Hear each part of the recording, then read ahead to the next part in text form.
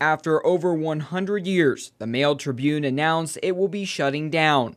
In an online statement, the company's CEO and publisher, Stephen Saslow, said in part, quote, "Unfortunately, industry-wide reductions and in some cases complete elimination of national advertising spends for newspapers, digital or printed editions, coupled with rising costs of content and the difficulty of hiring staff and managers have made continuing the Mail Tribune unsustainable," end quote.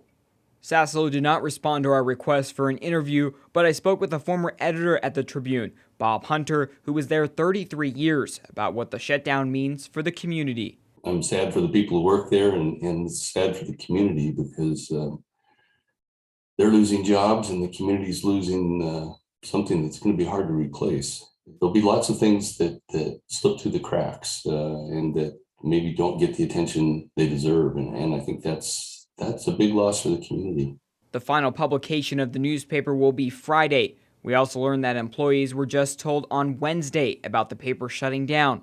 Hunter says as advertising became more difficult for the newspaper, resources for local reporters diminished, creating a trickle-down effect. When there's less local news in the paper, then there's fewer people want to get the paper, and then it just feeds on itself and it continues on. It was just months ago in September that the Tribune announced it was going to a digital-only format, as delivering the paper was no longer profitable. Just a year earlier, it shut down its sister newspaper, the Ashland Daily Tidings. A former editor, Kathy Noah, who was at the Tribune for nearly 20 years, says losing the paper will have a major impact. I think it's a huge loss. Who's going to be paying attention to what's happening in city government and county government?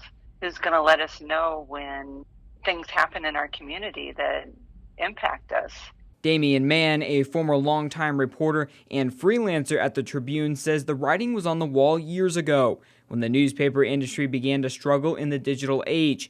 Since the announcement, he says he's received many messages from people within the community. And they're just blown away by it, really.